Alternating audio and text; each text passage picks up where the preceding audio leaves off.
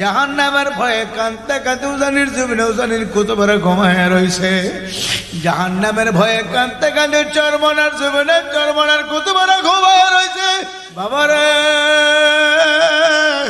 সারা পৃথিবীর বড় বড় বুজুর্গরা দিন যারা চলিয়া গেছে, এদের জীবনী তালাশ করে দেখতে পাইবেন জাহান্নামের ভয়ে তারা কত ভাবে কাঁদছে। আল্লাহু আকবার। আজকে আমার আপনার ভিতরে জাহান্নামের ভয় নাই, কবর আযাবের ভয় নাই। আমার আপনার ভিতর থেকে জাহান্নামের ভয় উঠে গেছে, কবর আযাবের ভয় উঠিয়া গেছে।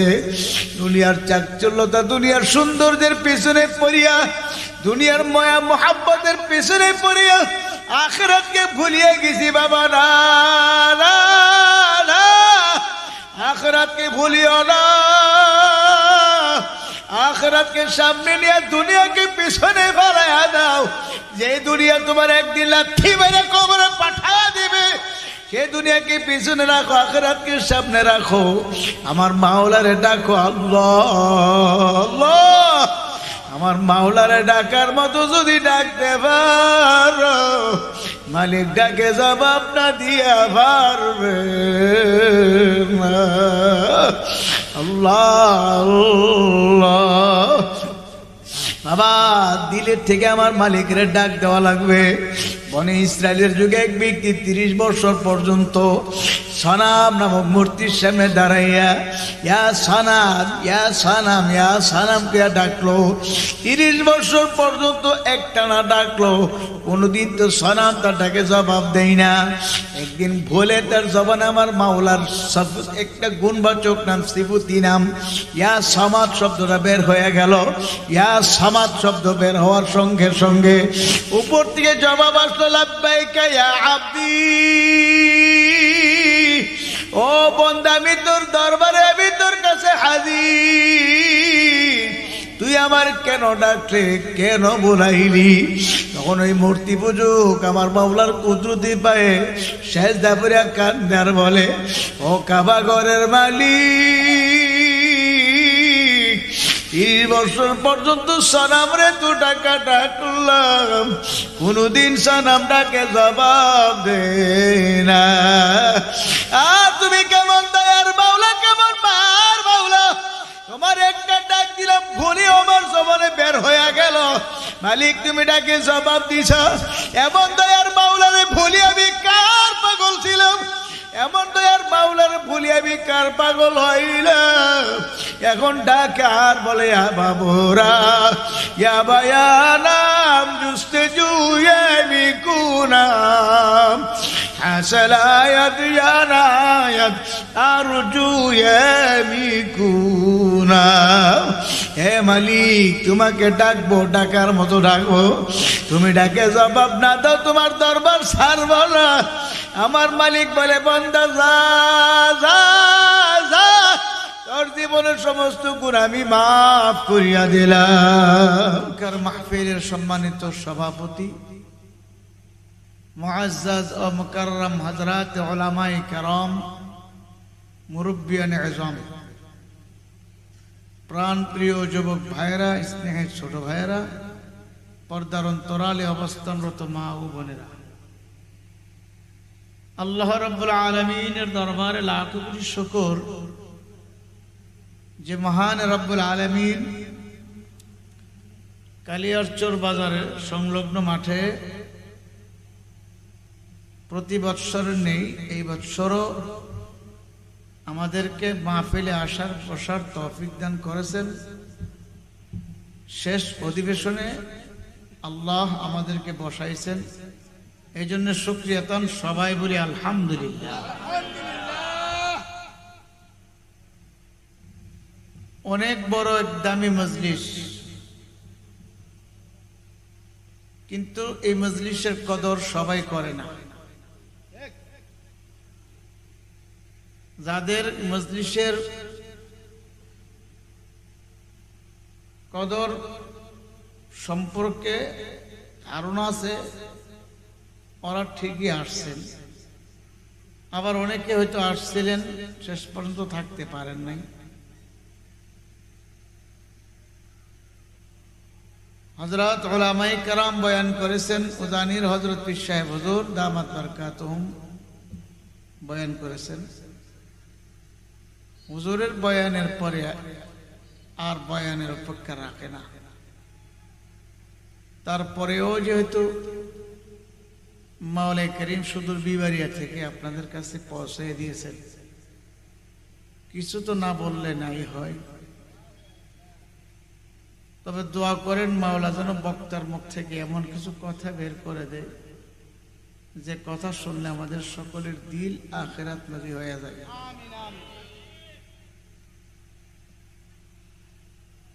বর্তমান যুগ ফিতনা ফাসাদের যুগ। এই যুগের মধ্যে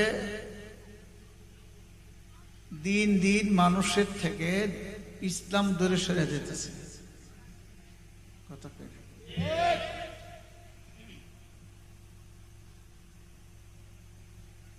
মানুষ কেমন জানে গুনার কাজ ধরতেছে, নেকের কাজ ছাড়তেছে। গুনার কাজ করনেওয়ালা লোকের সংখ্যা বেশি, নেকের কাজ করনেওয়ালা লোকের সংখ্যা অনেক কম। যেমন উদাহরণ, আল্লাহ না করুক যদি আজকে এখানে গুনার কাজের কোনো মজমা হইতো, নাচ গান ড্যান্স, মহিলা পুরুষ পাল্টাপাল্টি দিয়ে গান বাজনার ব্যবস্থা করা হইতো, এই মাঠ কেন এরকম কয়েকটা মাঠও জায়গা হইতো না, ঠিক না? কিন্তু কোরআন হাদিসের আলোচনা চলতেছে, এখানে আসে না। কারণ কি? আমার শাইখুনা মুর্শিদুনা হযরত ওয়ালা বলতেন, দ্বীনের বুঝ না থাকার কারণে। বর্তমান যুগ এত ফিতনার যুগ, এই যুগে ঈমান নিয়ে কবর দেওয়া বড় কঠিন। কেননা আমাদের খাবারের মধ্যে ভেজাল, আমাদের কামাইয়ের মধ্যে ভেজাল, খরচের মধ্যেও ভেজাল। সুদ আম হয়ে গেছে, ঘরে ঘরে সুদ ঢুকে যেতেছে। কথা কই না, ঠিক না? হারাম। মানুষকে মানুষ কিভাবে ঠগায় নিজে জিতবে, এই পরিকল্পনা নিয়ে মানুষ ব্যস্ত, ঠিক না? এই পরিস্থিতির কারণে কোরআন ও হাদিসের আলোচনা দিলে ঢুকতে চায় না, দিলে বসতে চায় না। এক কান দিয়ে শুনে আর কান দিয়ে বের করে দেয়।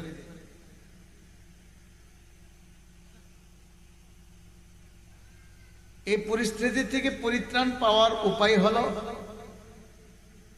বুজুর্গ আল্লাহওয়ালাদের সহবতে এসে বুজুর্গ আল্লাহওয়ালাদের পরামর্শ নিয়ে চলা, নতুবা মুসলমান ঈমান নিয়ে কবর দেওয়া বড় কঠিন হবে। আপনি মানেন আর না মানেন, বিশ্বাস করেন আর না করেন, আপনি বুঝবেন আর আপনার মাওলাই বুঝবেন। আমাদের বোঝাপড়ার কিছু নাই, আমরা শুধু আল্লাহর কথা, আল্লাহর রাসূলের কথা আপনাদের কাছে শোনায় দিতে আসছি। আমাদের দায়িত্ব শোনায় দেওয়া, মানানোর দায়িত্ব না। মানা না মানার দায়িত্ব আপনাদের। তবে কোরআন সত্য, কোরআন আর জোরে গান, যালিকাল কিতাবু লা রাইবা ফীহ। আমার মাওলার কালামের মধ্যে কোনো ভুল নাই, আমার মাওলার কোরআনের মধ্যে কোনো ভুল নাই। আমার মাওলার সত্য কালামের ভিতরে জান্নাতের বয়ান, জাহান্নামের বয়ান শোনাইছে, এর মধ্যে কোনো ভুল নাই, কোনো সন্দেহ নাই। আপনি মানেন না মানেন, আপনি বুঝবেন আর আপনার মাওলাই বুঝবে। আমাদের বল আমরা বলিয়া থইয়া যাই আল্লাহ আল্লাহ। আমার মাওলা কালামে পাকের মধ্যে ঘোষণা করছে, ওয়া আম্মা মান খাফা মাকাম রাব্বিহি ওয়ানাহান নাফসা আনিল হাওয়া ফাইন্নাল জান্নাতা হিয়াল মাওয়া। যে ব্যক্তি গুনাহ করার সুযোগ থাকার পরেও, গুনাহ করার সুযোগ আছে, কেউ দেখবে না, আমার মাওলা দেখবে চিন্তা করে, আমার মাওলার সামনে কিভাবে দাঁড়াবো সে ভয়েতে। গুনাহ করার শক্তি আছে, সমর্থ আছে, গুনাহ করার সুযোগ আছে, তবে গুনাহ করে নাই। আল্লাহ রাব্বুল আলামিন বলে তোমার ঠিকানা হবে জান্নাতে। সবাই বলেন সুবহানাল্লাহ।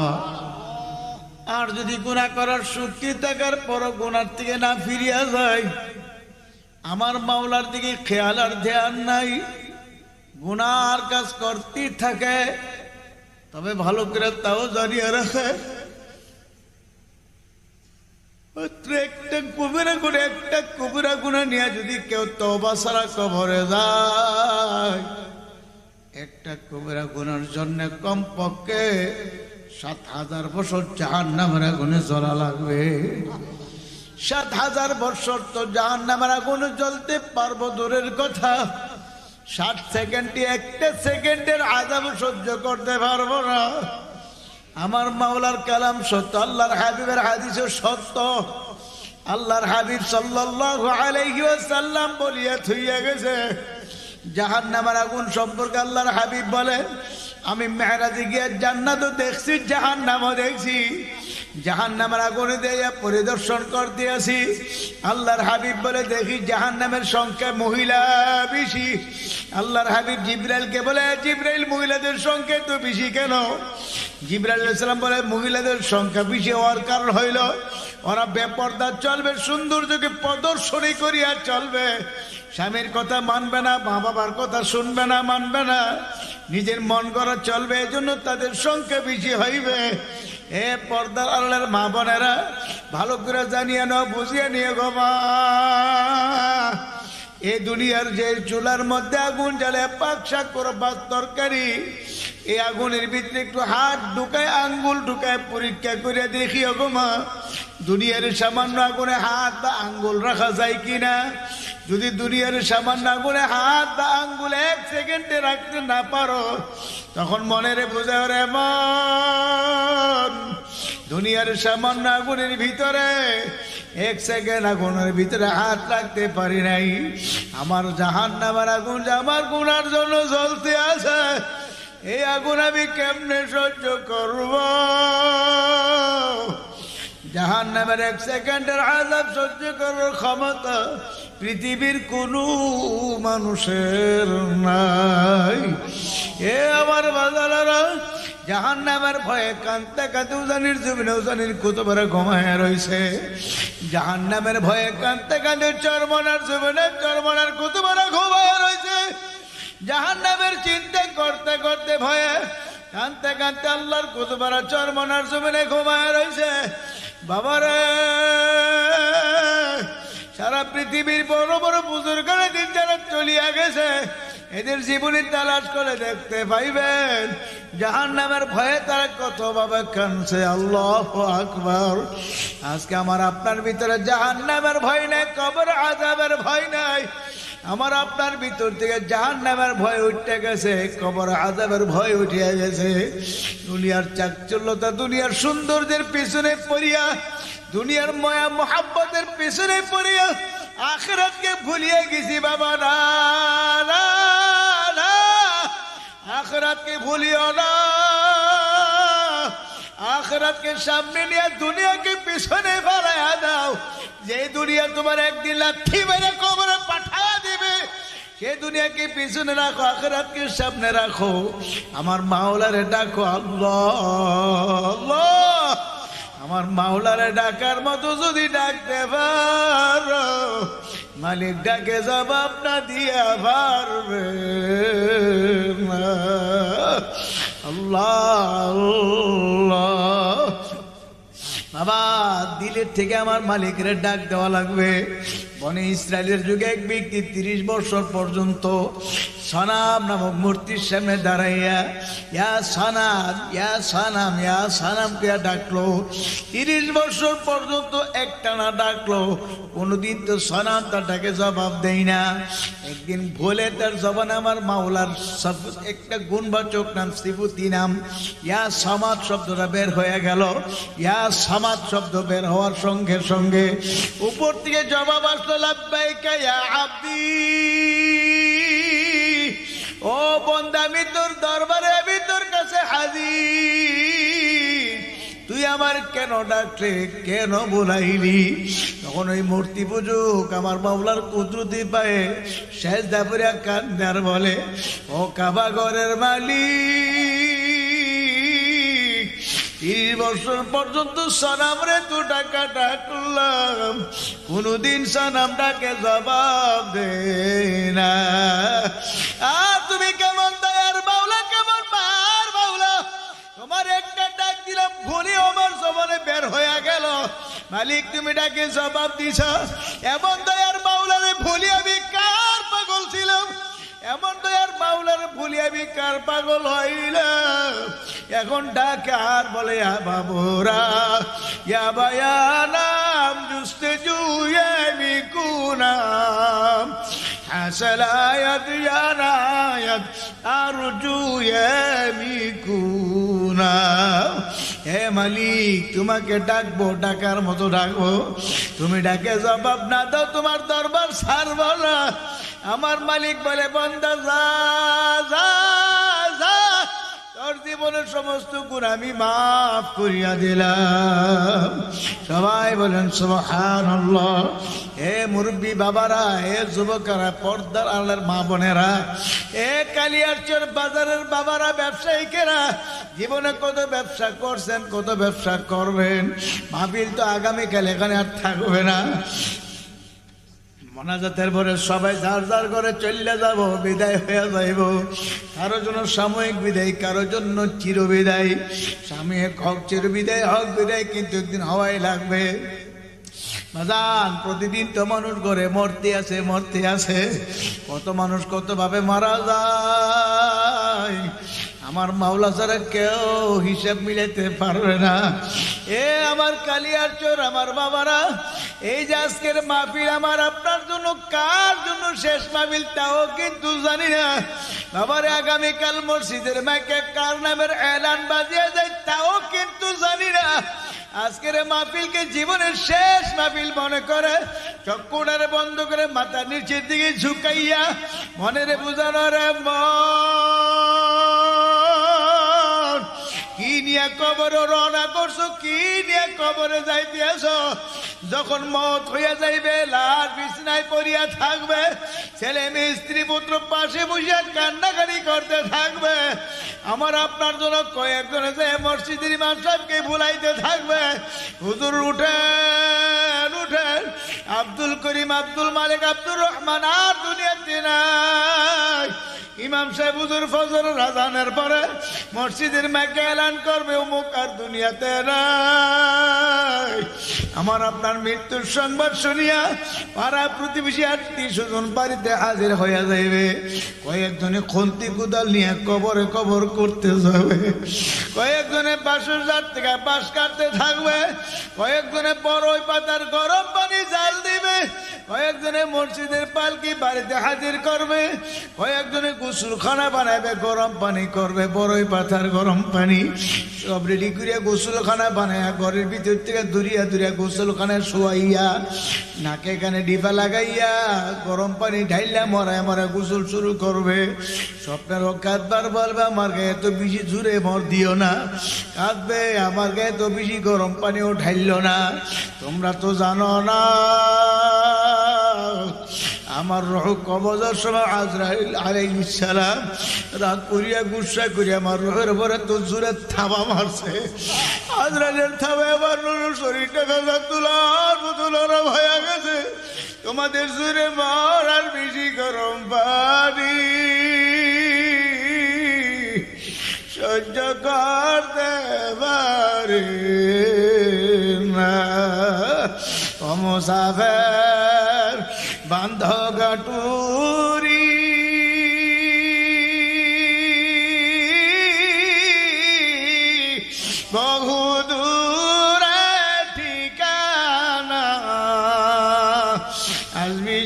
কাল ভি জানা কবর আখের ঠিকানা।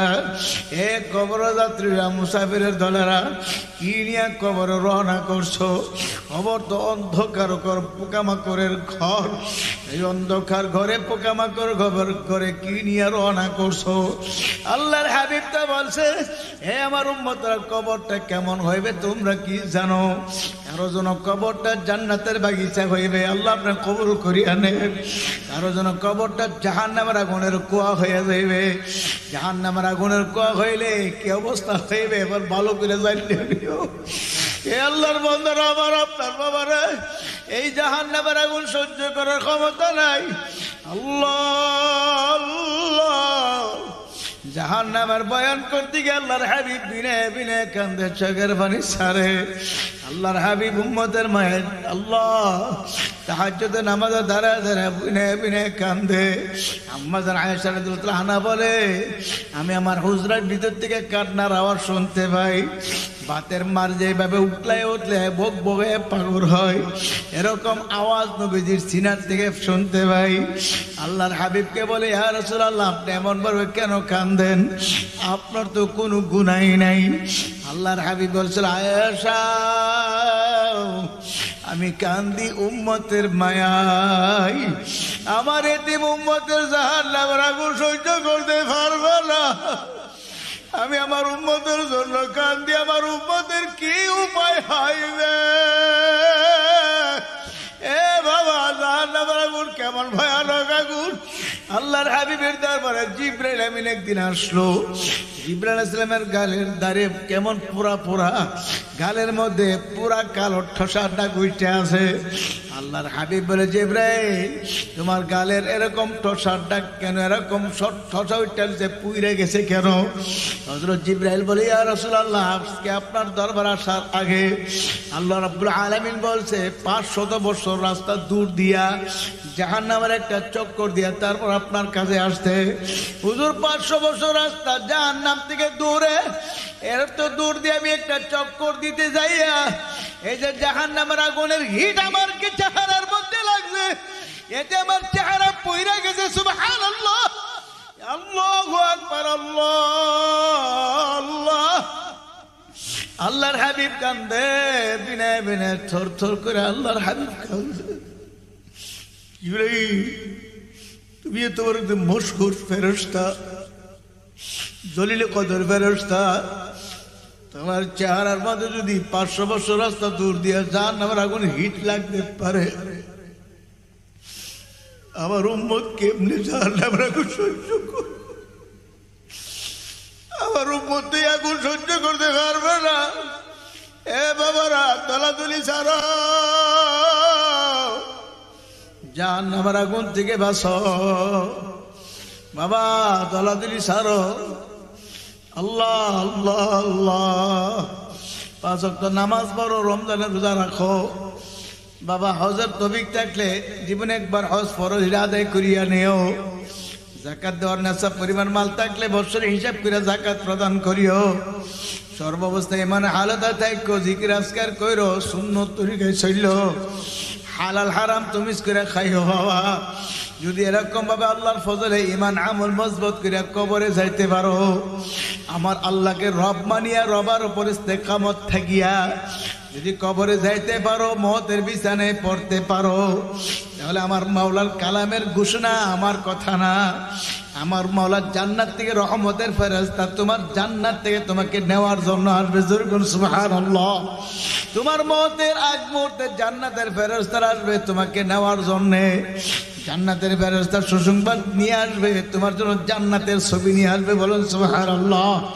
ফেরেশতারা এসে বলবে, আল্লাহ তাখাফু ওয়ালা তাহজানু, তোমার কোনো ভয় নাই, তোমার কোনো চিন্তা নাই। আবশিরু বিল জান্নাত, তুমি যে জান্নাত কামাই করছো, এই যে দেখো জান্নাত দেখা যায়।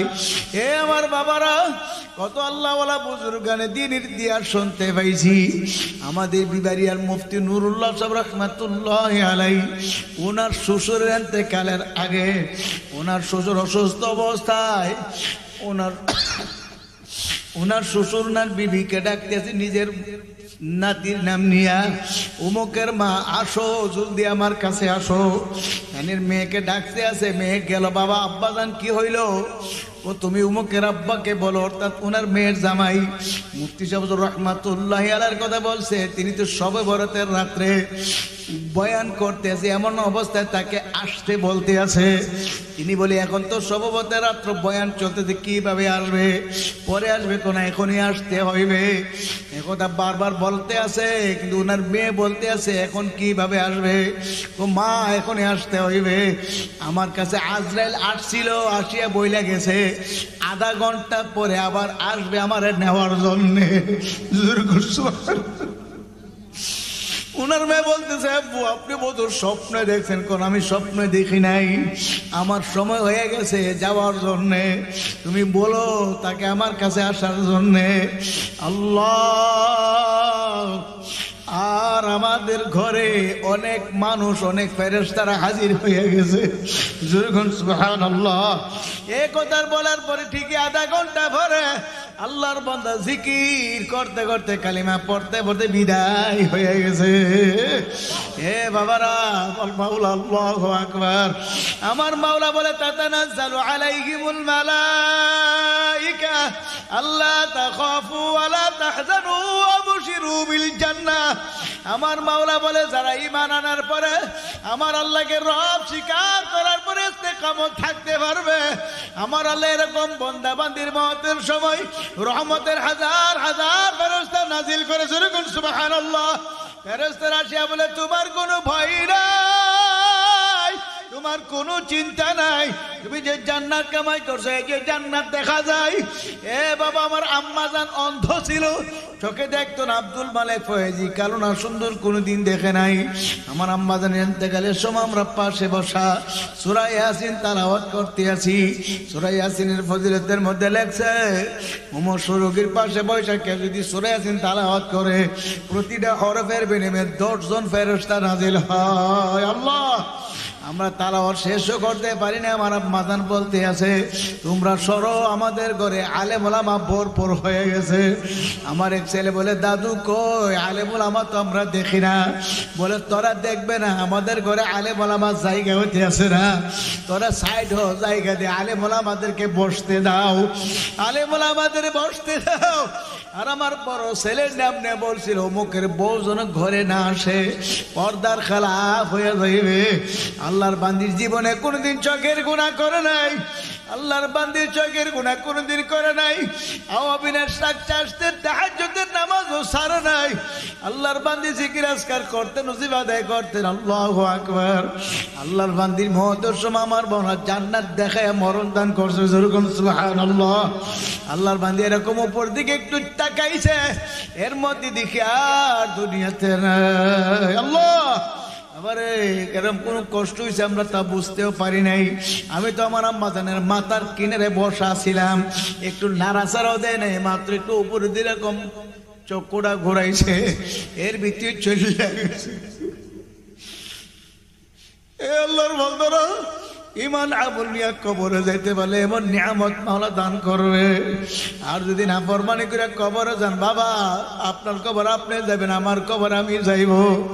যার যার কবরে তার তার যাওয়া লাগবে। একজনের কবর আর একজন যাবে না, স্বামীর কবরে স্ত্রী যাবে না, স্ত্রী কবরে স্বামীও যাইবে না, ছেলে যাবে না বাবার কবরে, বাবা যাবে না ছেলে মেয়ের কবরে। যার যার কবরে তার তার যাওয়া লাগবে। তবে কবরে কামাই করিয়া কবরে যাওয়া লাগবে। কবরে কামাই না করিয়া না ফরমানি করিয়া যদি মওতের বিছানায় হইরা যাও, তবে দেখতে পারবা জাহান্নামের আগুন ধাও ধাও আজরাইলের চেহারা। আল্লাহু আকবার।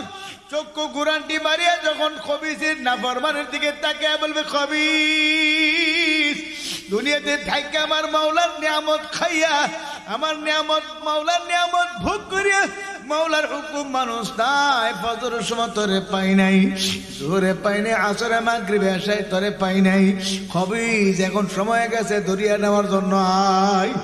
আসতে চাইবে না, দৌড়াদৌড়ি ছুটাছুটি করতে থাকবে, ও কোথাও গিয়ে পালাবার জায়গাও পাইবে না। আমার মাওলা হুকুম করবে ধর ওটারে ধরিয়া ল, না বরবানে রোহ এমনি আসতে চাইবে না। এখন এমন ভাবে বড় বড় নখ বিশিষ্ট হাত, আজরাইলের হাত মুখের ভিতরে ঢুকাইয়া রোহের মধ্যে এমন ভাবে খপ করিয়া ধরিয়া থাবা মারিয়া এমন জোরে টান দিবে কলিজাটা টাস টাস করে সিরিয়া ফালাবে। তবে এমন সিরা সিরবে কোন মানুষ বলে হুজুর বাজান, একদিন এক ব্যক্তি আমার কাছে বলতে আছে হুজুর একজনের লাশ গোসল করে যে দেখি তার পায়খানা রাস্তা দিয়া ময়লা আর কলিজার টুকরা আসতে আছে। হুজুর এতগুলা কলিজার টুকরা আসলো, মনে হইল যেন সমস্ত কলিজা বাহির হইয়া গেছে। এজন্য বাজার হাতে পায়ে ধরিয়া বলিয়া থইয়া যায়। বহু বয়ান শুনছেন, আরো শুনবেন, বয়ানগুলো আমলে আনার চেষ্টা করেন। 1 নম্বর বাবা 5 ওয়াক্ত নামাজ ছাড়বো না। রমজান মাস আসতে আসতে রোজাগুলো রাখার নিয়ত করি বাবা। হালাল হারাম বাচ্চা খাবো, আল্লাহ ওয়ালাদের সহবত অবলম্বন করবো। চরমনায় বুঝি না, চরমনায় অ্যাডভার্টাইজ করার জন্য আসি না। আপনি চরমনায় পারেন বা যে কোনো লোক বুজুর্গ আল্লাহ ওয়ালার কাছে যায় পারেন, আপনার ইমান আমল ঠিক করে কবরে যাইয়েন।